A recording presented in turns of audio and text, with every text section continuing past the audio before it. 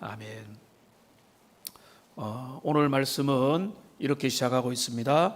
이것도 지혜로운 자들의 말씀이라 라고 하고 있습니다. 이것도 라고 하는 것을 보면 여러분 22장 말씀을 보시면요, 22장에서 제가 일전에 말씀드렸는데 22장 17절에서부터 하나의 잠언 안에 중요한 문학적인 단락이 열린다고 했습니다.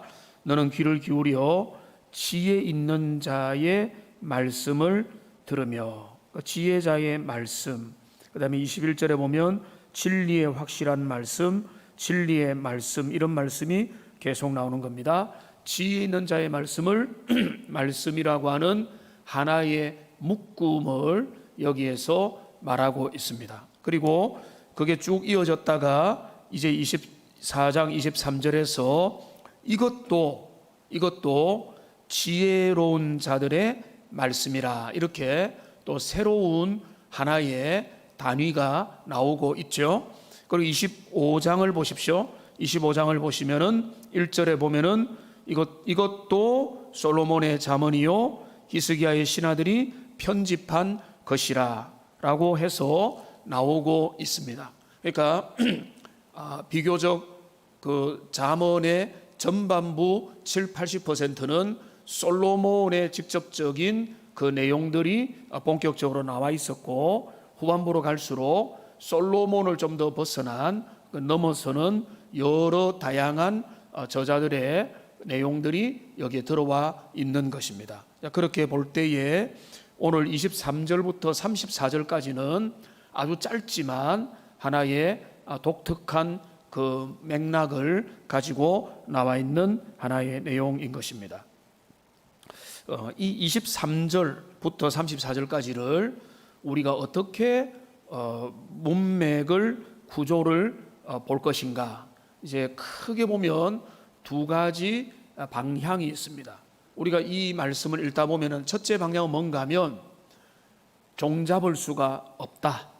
왜냐하면은 이 내용을 보면은 뭐 이야기 저야기 이런저런 내용들이 순서 관계없이 나오기 때문에 여기 일정한 주제를 찾기가 어렵다라고 주장하는 그 성경 해석가들이 있고요, 한편에 있고, 그러나 나름대로 말씀의 질서를 찾아가려고 하는 분들에게는 이 말씀을 통해서 몇 가지 문단을 주제별로 분석을 하는데, 여러 분들이 제시하고 했던 것을 종합적으로 볼 때 저는 그게 그래도 제일 합당하다고 보여주는 이 본문에 대한 흐름은요, 오늘 이 본문은 크게 두 가지에 대한 일들을 언급하고 있다고 보여지는 겁니다. 그건 바로 뭔가 하면 첫째는 재판과 관련된 일이고, 그 다음에는 그 일에 관련된 우리의 태도를 말하고 있는데, 근데 그 배치를 보면은 재판, 일, 이런 구조로 볼 수 있다면 우리가 이 본문의 말씀, 이 한 덩어리를 좀 더 문학적인 하나의 통일성을 가지고 바라볼 수 있는 것입니다. 우리가 그렇게 이제 바라보는 것은 성경에 선명하게 반드시 그렇게 봐야 되는 것이 아니고, 우리가 문맥을 끊어 읽고 주제를 끊어서 보는 것은 본문이 말하지 않는 부분이기 때문에 무조건 그렇다라고 보기는 어렵지만은, 그러나 우리가 조심스럽게 그 주제를 함께 염두에 두고 살펴봐도 큰 어려움이 없을 겁니다. 오늘 우리는 크게 첫 번째는 이 재판과 관련된 하나님이 원하는 공정함이라고 하는 주제에 대해서 다루고, 그 다음에는 우리의 삶에서 일을 대하는 우리의 자세와 관련해서 함께 말씀을 나누겠습니다. 먼저 이 재판과 관련된 내용들이 꽤 많이 나오고 있는데요, 오늘 23절에 보면은 이렇게 시작하고 있습니다. 재판할 때에 낯을 보아주는 것이 옳지 못하다라고 말하고 있습니다. 낯을 보아준다는 것은 우리가 생각하는 그 말 그대로인데요, 편파적인 판결을 내리는 겁니다. 내가 친한 사람에게 좀 더 챙겨주고 그런 걸 말하는 게 아니라 공정하게 판결을 해야 되는 그 엄중한 상황에서 내 편이기 때문에 좀 더 죄를 가볍게 만들어주고, 나와 관계없기 때문에 죄를 좀 더 엄격하게 대하는 그 내용에 대한 이야기를 하는 것입니다. 그러니까 지금 여기 재판이라는 공간인데요, 재판정에서는 뭐가 드러나야 되겠습니까? 공의가 드러나야 되겠죠. 진리가 드러나야 되죠. 참된 것과 거짓된 것이 드러나야 되는데, 근데 제가 참 나이가 많지는 않지만은 살아오다 보니까, 또 인생의 많은 것들을 직간접적으로 바라보니까 흑백으로 모든 것들을 재단할 수만은 없다는 것을 많이 느끼고 알게 되고, 그 악인들에게도 일만의 진실은 있고, 또 그렇기 때문에 이 재판을 하는 것이 결코 쉽지 않지만은, 우리 하나님께서 이스라엘의 공동체, 하나님의 나라의 백성들에게는 하나님께서 기대하는 바가 있는 것입니다. 그건 뭔가 하면, 하나님이 공의로운 재판관이시기 때문에 하나님의 뜻을 받드는 이스라엘의 법정은, 거기에는 정의가 드러나야 된다는 거예요. 그러니까 정의가 드러나야 되는 중요한 것은 거창한 것이 아니라, 여기 뭐로부터 출발하는가 하면 낯을 봐주는 일부 일들이 없어야 되는 것입니다. 그러니까 시시비비가 정직하게 정당하게 가려지고, 그 다음에 경범죄는 경범죄대로, 그리고 용서할 것은 용서하면 되는 거죠. 그런데 그 법정에서 그런 시시비비가 정당하게 가려지지 않는 것은 하나님의 나라의 원리에 맞지 않는 것이다는 그라는 겁니다. 그게 24절과 25절에도 계속 나오고 있는데요, 24절을 보시면은, 악인에게 내가 옳다 하는 자는 백성에게 저주를 받을 것이요 국민에게 미움을 받는다라고 말했습니다. 자, 악인, 여기 이제는 나와 친한 사람, 내 편, 내 가족 이 정도가 아니라 악인이라고 노골적으로 좀 더 분명하게 밝히고 있습니다. 악인을 옳다고 만다는 것은 악인의 죄를 눈 감아주고 무죄 선언을 해주는 그런 일인 것입니다. 그거를 하나님이 기뻐하지 않는다는 것입니다. 그러니까 하나님이 기뻐하지 않으니까 하나님의 공동체도 그것을 원하지 않고요, 백성들도 미워하고 오히려 저주를 받게 되는 것입니다. 왜냐하면 주님이 원하는 공동체는 원래 진리 가운데 세워져 가야 되기 때문에 그런 것입니다. 그래서 그 진리가 제대로 드러나는 공동체, 주님의 언약의 백성이 되는 그 출발은 뭔가 하면, 진리와 진리 아닌 것들이 정직하게 판결이 되고, 그거를 통해서 시시비비는 분명히 가려지는 것. 근데 이것이 나와 얼마나 친하냐, 그 사람이 나에게 얼마나 뇌물을 주었느냐, 내가 그 사람에게 그냥 빚을 졌느냐, 이런 어떤 친소 관계로 그런 것들을 다루지 않는 것이 바로 하나님께서 원하는 그 법정의 모습이라는 거죠. 그러면 그 법정의 모습이라면 재판관이 그렇게 임해야 되고요, 그 다음에 그 법정에 들어선 증인들도 위증을 하면 안 되는 것입니다. 그리고 변호인이 변호를 하더라도 없는 말을 지어내서 거짓으로 변호를 해도 안 되는 것이라는 말이는 것입니다. 그거는 성경 전반에 나타나 있는 하나님의 공의의 법칙인데요, 잠언 18장 5절 말씀을 우리 같이 한번 읽어보겠습니다. 악인을 두둔하는 것과 재판할 때의 의인을 억울하게 하는 것이 선하지 아니하니라. 여러분, 여기에 대해서는 논란이 될 내용들이 없는 겁니다. 우리가 아무리 인간관계에 얽혀 있다 할지라도 진리를 다루는 법정에서는요, 옳은 건 옳다, 아닌 건 아니다 라고 결정을 해야 되는 거예요. 그리고 그 다음에 문제는 따로 있죠. 자비와 긍휼, 그리고 어떻게 징계를 할 것이고 어떻게 거기에 대해서 수위를 정할 거냐에 대해서는 그 다음에 또 해야 될 일이 있습니다. 그러나 우선은 출발이 뭔가 하면 하나님의 공동체는 진리의 보루가 되어야 된다는 것입니다. 이거를 좀 더 확대하면요, 교회 안에 있는 모든 회의, 모든 공적인 논의는요, 그 중심이 뭐가 되어야 되는가 하면 하나님의 뜻이 되어야 됩니다. 그러니까 누가 목소리가 크다고 그게 채택이 되는 게 하나님의 방식이 아닙니다. 진리인 거죠. 그런데 진리 안에서 진리냐 거짓이냐에 대해서는 선명해야 되는데, 그런데 진리를 이루는 방식은요, A라는 방법도 있고 B라는 방법도 있고 다양한 방법들이 있는 겁니다. 근데 그런 방법들은 얼마든지 토론을 하지만은, 그러나 이것이 죄냐, 이것이 죄가 아니냐, 이것이 하나님 앞에서 징계를 할 거냐, 징계하지 않을 거냐라고 하는 이 진리의 문제가 나올 때는 처음부터 용서를 말하기 전에 합법적인 모든 개인이나 그 다음에 공동체 가운데서 진리의 진위를 먼저 논하고, 그 다음에 그거를 어떻게 대우할 거냐에 대한 문제를 논하는 게 순서상으로 옳은 것입니다. 그러니까 우리가 그런 거 있잖아요. 좋은 게 좋고, 저도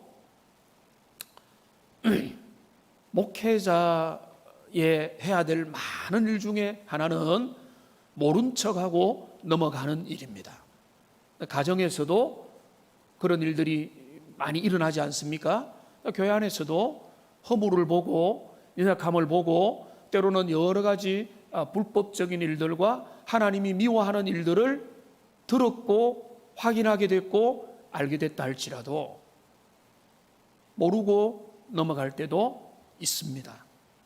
그런데 그게 교회 안에 공적으로 다루어질 경우는 문제가 다른 것이죠. 공적으로 다룰 때는 그거를 쉬쉬하고 다룰 게 아닌 것입니다. 거기에 대해서는 당회가 다룬다, 아니면은 그게 좀 더 확대되어서 공동회에서 다룬다 할 때는 하나님의 진리의 법에 따라서 그 진리를 다루어서 최종 판결이 날 때는 누가 눈물을 흘리고 누가 마음에 부담이 되더라도 공의에 비답해 진리에 비답해서 부끄러움이 없을 정도로 다루어져야 된다는 겁니다. 그러니까 주님의 교회가 흔들리지 않는 거죠. 이단의 문제가 등장했다고 봅시다.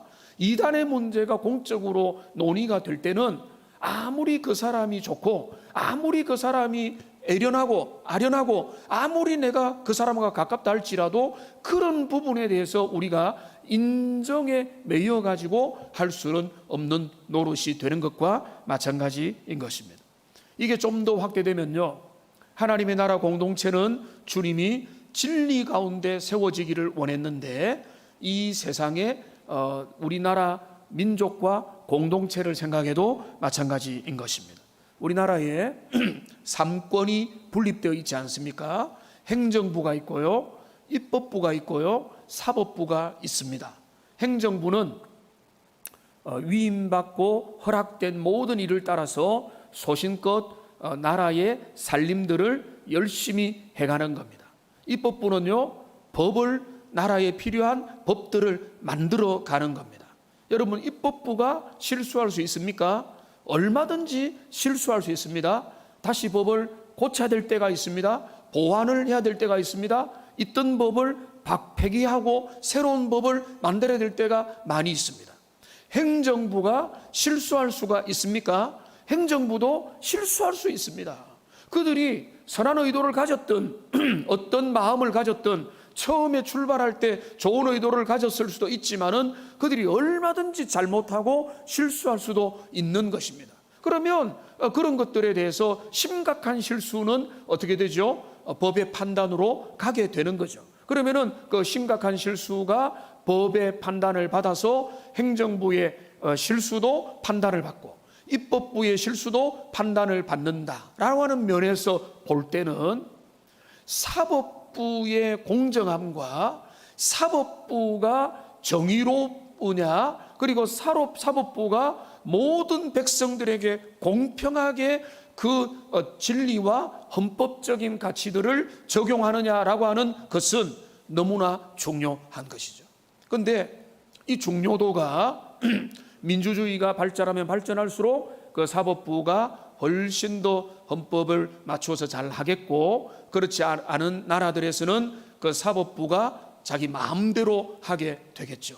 그런데 여기도 또 차이가 있습니다. 하나님의 나라, 주님의 시민사회인 이스라엘과 주님의 교회의 법정과 세상 나라의 법정은 차이가 있을 수밖에 없죠. 왜냐하면 세상 나라는 하나님의 말씀이 기준이 아니고 그 세상 나라의 기준은 헌법이거든요. 그러면 헌법에 대한 해석도 다르고 헌법에 대한 강조점도 다르고 철학이 다르기 때문에 오늘날 우리 시대에 이런 혼란들과 여러 가지 이념들과 진영의 논리들이 나오게 되는 것입니다. 그러나 우리가 이런 모든 것들에도 불구하고 중요한 것은 뭔가 하면 사법의 정의가 올바로 세워질 때 그 나라가 든든한 나라가 되는 것입니다. 그러니까 사법의 정의가 올바로 세워진다는 것은 어렵고 복잡한 게 아닙니다. 누구든지 법 앞에 평등하다. 제가 이제 사법부 어디에 서 있는지 모르겠는데 그 법정 드라마를 아내와 같이 본 적이 있는데요. 그 법정 드라마를 보면 거기에 자꾸 비춰주는 게 뭔가 하면 이제 어떤 여인의 상이 있고 이 여인이 그 두 손에다가 하나씩을 들고 있습니다. 하나는 여기 저울을 들고 있고 하나는 칼을 들고 있어요. 오른쪽 왼쪽을 모르겠는데 저울을 들고 칼을 들고 있어요. 자, 그런데 이제 장면에서 뭘 봤는가 하면 그 사람이 눈에 붕대를 감고 있어요. 자, 그런데 여기에 눈에 붕대를 감고 있는 안대를 차고 있는 이제 그것에 의미가 있다고 하는데 왜 눈을 가리느냐면 누구에게도 편견 없이 그들이 어떤 사람이냐에도 아무 관계없이 그들이 행한 일에 대한 법적인 판단만을 사법부가 해야 되는 사명이 그들에게 있는 겁니다. 예를 들면 의사를 생각합시다. 자, 의사가 돈이 좀 많게 보이는 사람한테는 더 친절하게 수술을 하고 치료를 해주고 돈이 별로 없게 보이는 사람한테는 시시하게 처방을 해준다면 그 의사는요, 자본주의 사회에서 어쩔 수는 없겠지만은 그는 타락한 그런 마음 가운데 물들어 있는 상태라고 볼 수밖에 없는 거죠. 그러니까 지금 오늘 이 본문에서 이 말씀, 이것이 재판정에 대한 이야기지만 이 이야기를 우리가 좀 더 확대해서 생각을 해보면 우리의 삶에서 옳고 그름, 내로남불을 벗어나는 것, 공정과 불공정의 가치가 우리의 삶에서 얼마나 잘 지켜지는가. 내 가족이면 무조건 팔이 안쪽으로 굽고 내 편이면 끌어주면서도 그러나 하나님의 정의에 대해서는 모른 척하는 것들이 우리에게 있다면 우리는 돌아봐야 되고요. 하나님은 그런 분이 아니시고 하나님은 불공정한 재판을 싫어하시고 주님의 공동체는 하나님의 진리의 법 가운데 세워지기를 우리 주님이 간절히 원하고 있는 것입니다. 그래서 이 25절도 그렇게 연결이 되는데요. 25절을 우리 같이 한번 읽어보겠습니다. 오직 그를 견책하는 자는 기쁨을 얻을 것이요 또 좋은 복을 받으리라. 자, 여기 견책한다는 것은 합법적인 방법으로 꾸짖는 겁니다. 유죄를 입증하는 겁니다. 징계하고 심판하는 겁니다. 그러니까 여러분 여기 놀랍죠? 우리는 용서에 대한 이야기를 워낙 많이 들었습니다. 사랑에 대한 이야기를 많이 들었습니다. 근데 여기 뭐라고 이야기하는가 하면 악인에 대하여 너의 죄가 죄라고 분명히 이야기해주는 그 사람과 그 일들이 그에게 기쁨이 되는 것이고 또 그 다음에 놀랍죠? 좋은 복을 받게 될 거라고 말하는 것입니다. 자녀가 잘못 가고 있는데 괜찮다 괜찮다라고 해주는 부모가 제정신인 부모이겠습니까? 그럴 리가 없잖아요.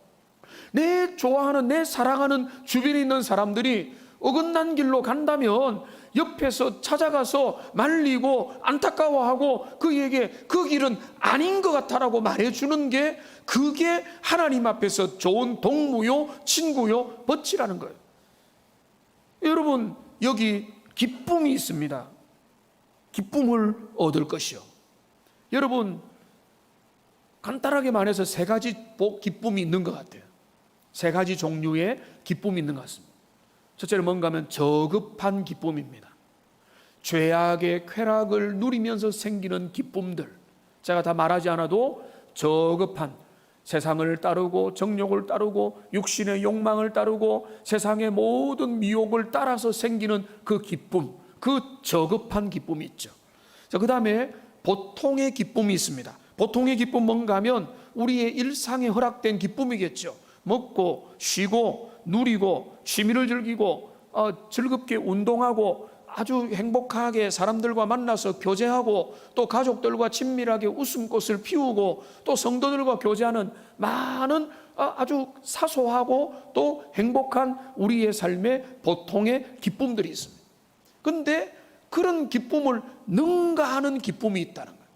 이게 바로 오늘 본문이 말하는 그런 기쁨입니다. 그 최고의 기쁨은 뭔가 하면 진리와 함께 기뻐하는 거예요. 그러니까 진리와 함께 기뻐하는 거예요. 진리를 떠나서 만족하고 기뻐하고 그거로 그냥 자족하는 것이 아니라 진리와 함께 기뻐하는 거예요. 그러니까 지금 주님께서 잠언을 통해서 말하는 것은 법정에 대한 이야기를 하는 것 같지만 우리의 삶에서, 너희의 삶에 어떤 것들로 너희는 둘러싸여 있는가? 정직과 진리와 선함과 빛들과 빛의 자녀의 모습으로 이 땅을 살아가고 주변에 있는 사람들에게 그렇게 교제하며 대하고 그것을 그들에게 권면하고 권계함으로 그들에게 하나님 앞에서 진짜 기쁨을 누리고 또 하나님이 주시는 복을 누리는지, 아니면은 그냥 세상 가운데서 그냥 적당한 기쁨을 누리고 사는지 우리가 돌아봐야 되는 것입니다. 그 다음에 여기 또 이제 26절의 말씀은요, 한번 같이 먼저 한번 읽어보겠습니다. 26절입니다. 적당한 말로 대답함은 입맞춤과 같으니라. 여러분, 자, 이 번역은 상당히 오해가 많은 번역입니다. 우리가 이 말을 보면은 적당한 게 해라, 적당하게 하자, 적당한 관계에서 서로 물러서자, 이렇게 이제 볼 수 있는 구절처럼 보이기 때문에 그런 것입니다. 우리가 융통성을 이야기하고 탄력성을 이야기할 때 적당한 것, 그거는 이제 중용이고요, 중도이기도 하죠.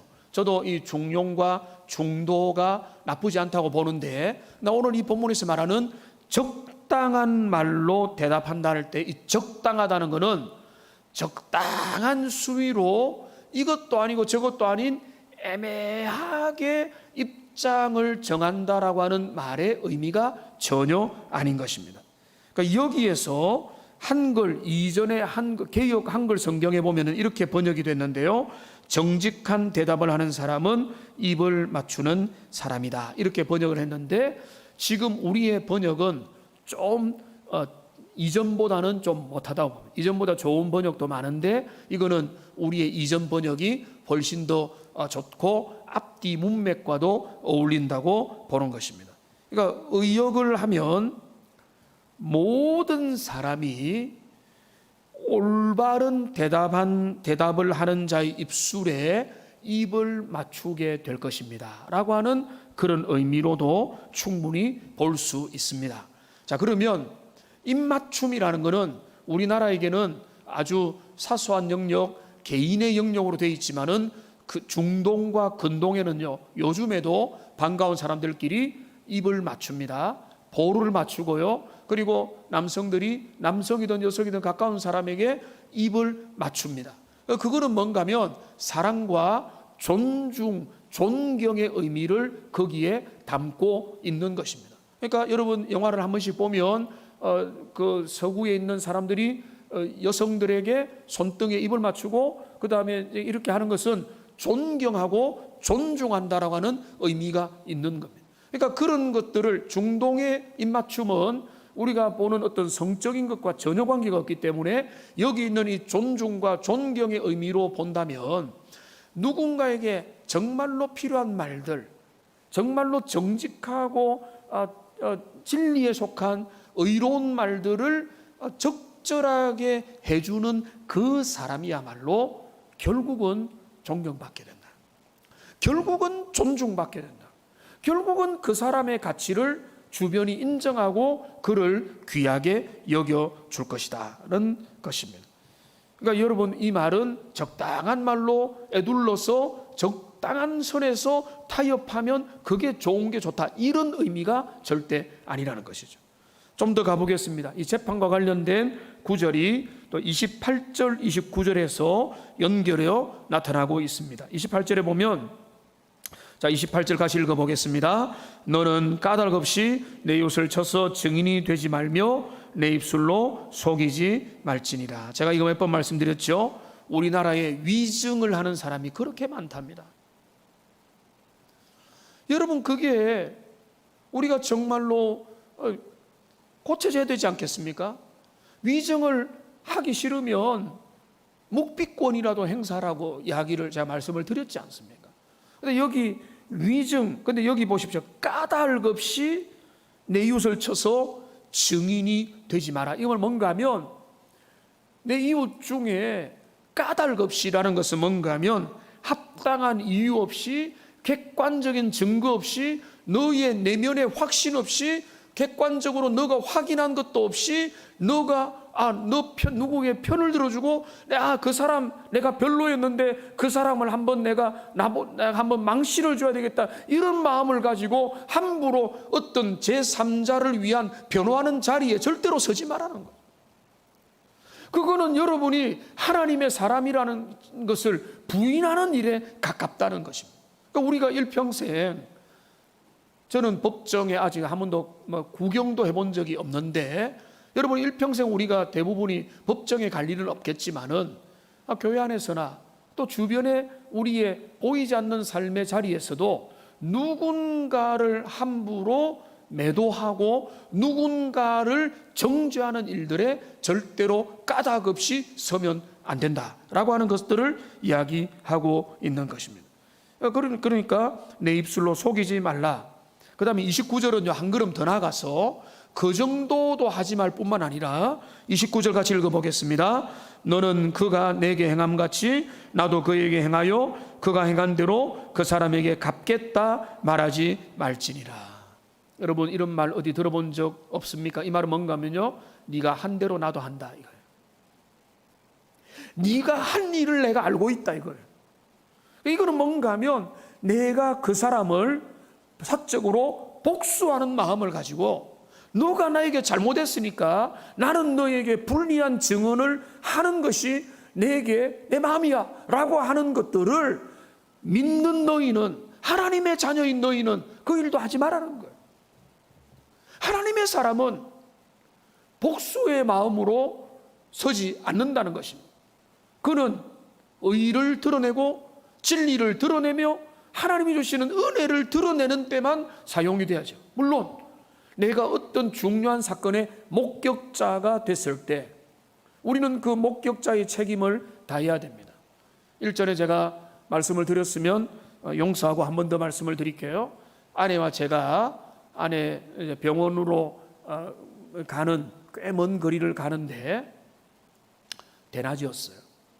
그런데 대로 고속화 국도 이제 2차선의 도로를 100km 정도를 달려서 열심히 가는데 어떤 젊은 여인이 엄청 다급하게 1차선으로 들어와 가지고 그 싱싱 달리는 차들 앞에서 차를 가로막고 선 겁니다. 그런데 정말로 미친 사람 같았어요. 미친 사람인 줄 알았어요. 그래서 차가 속도가 있다 보니까 이 여성은 이제 너무나 위험하니까 여성이 뒤에 가는 중에 우리는 차를 앞에 한 몇백 미터 앞에 세우는 중에, 근데 이 여성은 뒤에서 계속 뒷사람한테도 하고 있는 모습을 우리가 보는데 속도가 있다 보니까 너무 많이 나가버렸어요. 그래서 세워서 돌아갈까 고민을 하다가 가면서 아내가 112에 전화를 했습니다.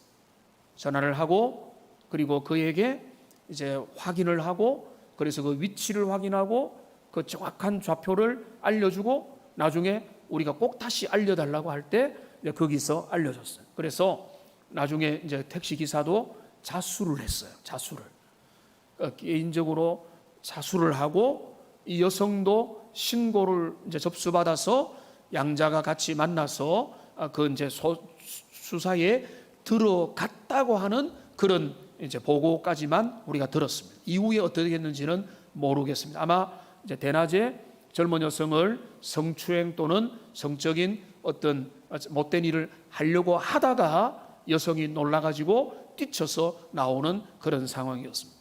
그럴 때 우리가 목격자의 사명을 감당하지 않고 그냥 갔다면 나중에 어떻게 그 일들이 진행이 됐을지 알지도 못하는 거죠. 그러니까 우리가 그런 것들을 여기에서 말하지 않는 것이 아니라, 여기는 뭔가 하면 위증을 말하는, 거짓을 말하는, 해야 될 일을, 그리고 보지도 못한 것들을, 객관적이지도 않은 것들을 마치 본 것처럼 그 사람에 대한 사적인 복수심으로 그렇게 하는 것을 주님이 기뻐하지 않는 것이다. 그러니까 우리가 이 전체 내용을 23절부터 29절까지 있는 모든 내용들을 우리가 한번 종합해 보면, 너희는 진리의 사람이 되되, 진리의 사람이 된다는 다른 이름은 개인의 자리나 공적인 자리나 재판정이나 어떤 법정이나 회의의 자리에서도 거짓말을 하면 안 된다. 오직 진리만 말해야 되는 거예요. 그리고 진리에 대한 확신, 내 확신이 잘못될 수는 있어요. 저는 그거는 말할 수 있다고 봅니다. 내 마음에 있는 양심을 따라, 진리를 따라, 확신을 따라, 주님이 주시는 은혜를 따라 말하다가 그게 실수면 그거는 괜찮은 거예요. 그러나 내가 저 사람 내가 미운데 저 사람에 대한 불리한 증언을 해야 되겠다, 그거는 하나님이 절대로 기뻐하지 않는다. 그러니까 그런 내용을 보시고 우리는 우리의 삶에서 하나님의 백성의 삶의 길이 무엇인지를 잘 살펴보는 하나님의 사람이 되시기를 바랍니다. 그 다음에 중요한 두 번째 주제가 오늘 일과 관련된 주제인데요, 오늘 이 본문에서 중간에 나타나 있지만은 27절 말씀을 우리 같이 한번 읽어보도록 하겠습니다. 27절 말씀입니다. 같이 읽겠습니다. 내 일을 밖에서 다스리며 너를 위하여 밭에서 준비하고 그 후에 내 집을 세울지니라. 저는 이 말씀을 준비하면서 27절 말씀을 제대로 이해하는 게 제일 어려웠습니다.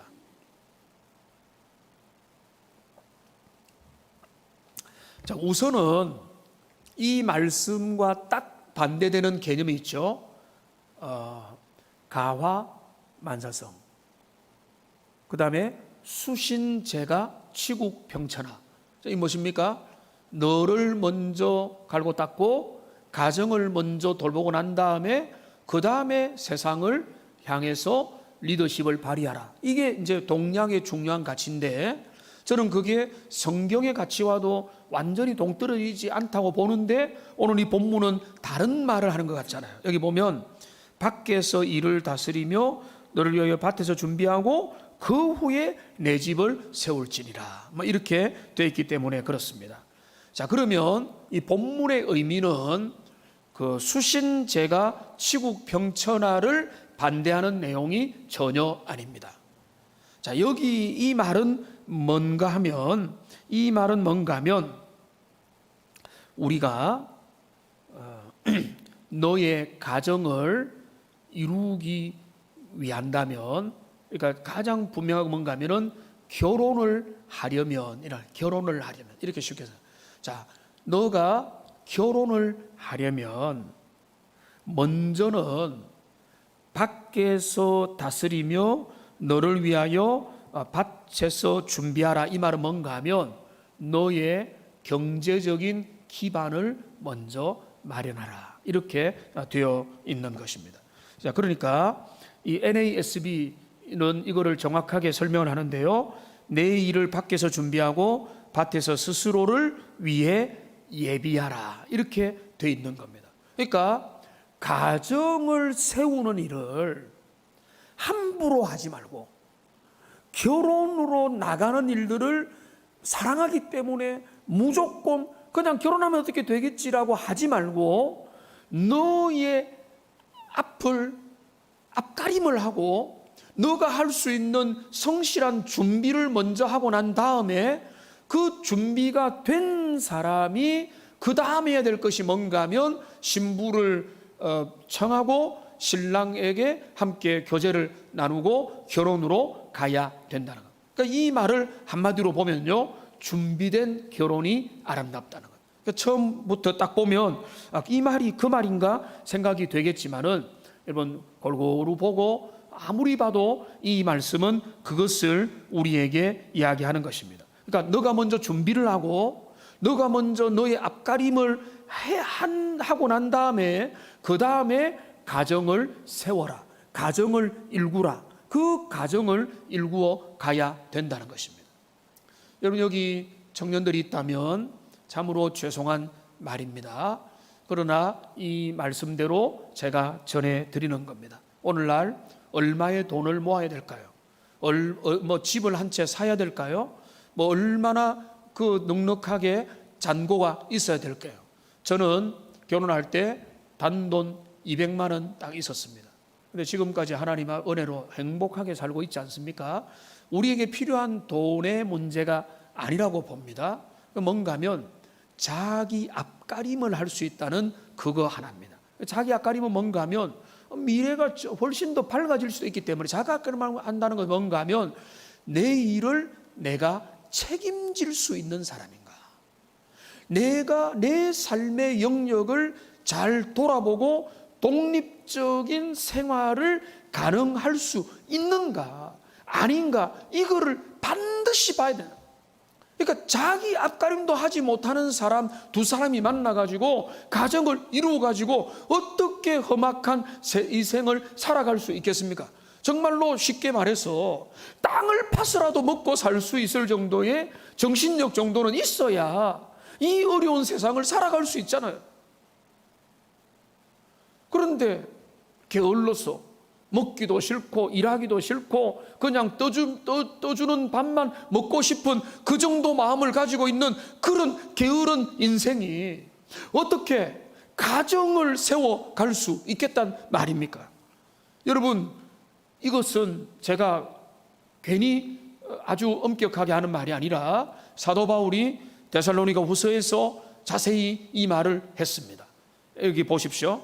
데살로니가서 3장 10절부터 12절 말씀에 보면은, 우리가 너희와 함께 있을 때에도 너희에게 명하기를 누구든지 일하기 싫거든 먹지도 말게 하라 하였더니, 우리가 들은즉 너희 가운데 게으르게 행하여 도무지 일하지 아니하고 일을 만들기만 하는 자들이 있다니, 이런 자들에게 우리가 명하고 주 예수 그리스도 안에서 권하기를 조용히 일하여 자기 양식을 먹으라 하노라 라고 분명히 가르치는, 그 사람이 얼마나 연봉을 많이 버느냐, 그 사람이 얼마나 능력이 많으냐, 이걸 말하는 게 아니에요. 성실함이 있느냐, 정말로 내가 내 힘으로 열심히 일해가지고 작은 한 그릇의 밥을 먹겠다고 하는 삶의 의지, 그런 기본적인 의지가 그 사람 속에 있느냐가, 그게 우선이라는 거예요. 여러분, 그게 없으면요 인생 망칩니다. 다른 사람 망칩니다. 주변을 망치게 하는 겁니다. 그 인생이 얼마나 헛된 것입니다.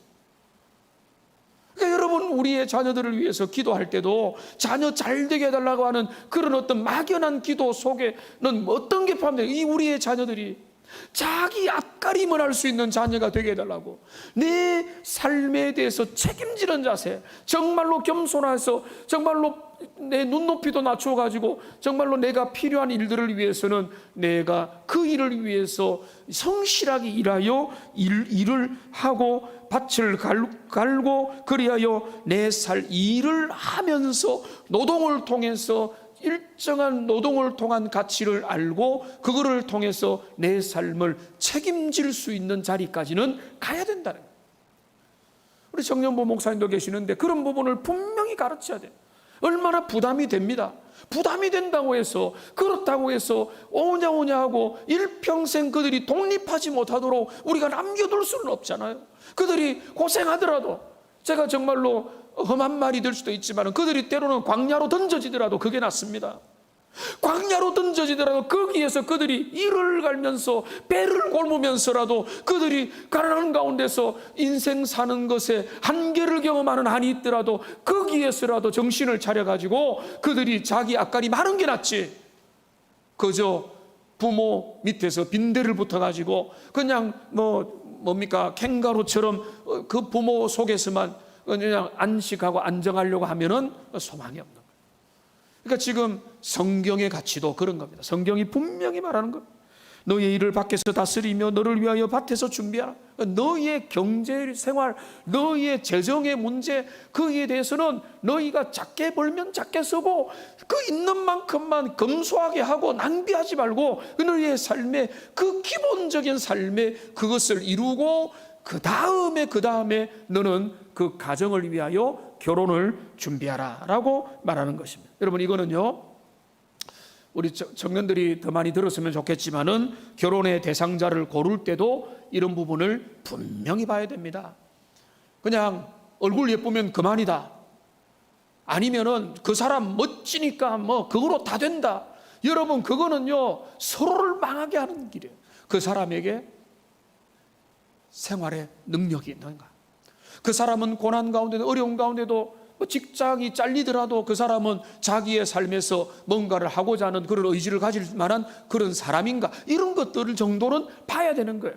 그 사람이 지금 좋으냐, 부모가 좋으면 잠시 좋겠지만은 그것도 핵심이 아니에요. 그 사람에게 비전이 있느냐, 그 사람이 자기 앞가림을 하고 살아갈 거냐, 그거를 남자도 보고 여자도 보면서 그 정도는 함께 봐야 되죠.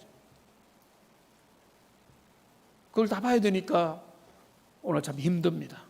우리 자녀도 힘들고 상대방의 자녀도 힘들고, 그러니까 그 조건들이 힘드니까 결혼하기도 어렵지만은, 그러나 그 어려운 중에서도 우리 하나님 앞에서 포기하지 말고 우리의 원칙이 그렇다는 겁니다. 하나님 앞에 자기를 먼저 세우고 경제적인 자립을 하는 일에 우선순위를 두고 그 다음에 가정을 세우는 게 우선순위다.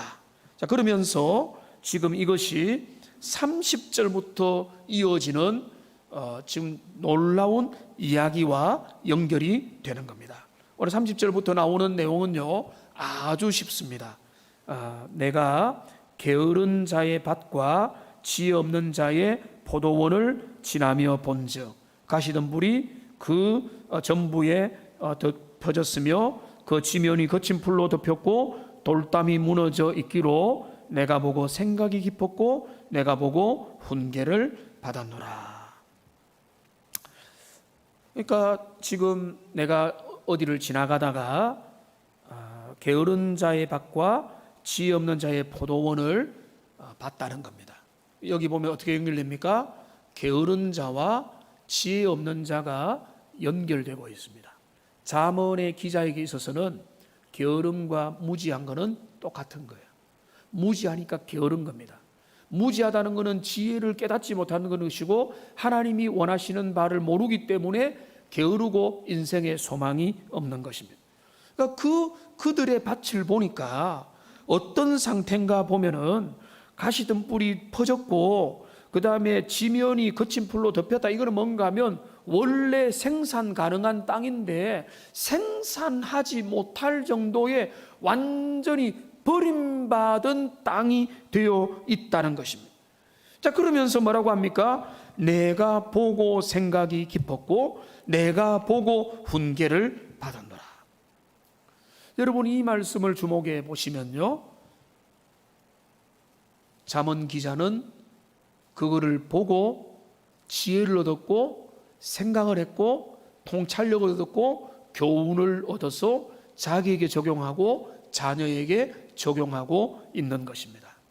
여러분, 하나님의 사람들은요 모든 것들을 보면서 영적인 통찰력의 재료로 삼는 사람들입니다. 스펄전이라고 하는 위대한 설교가가 이런 말을 했습니다.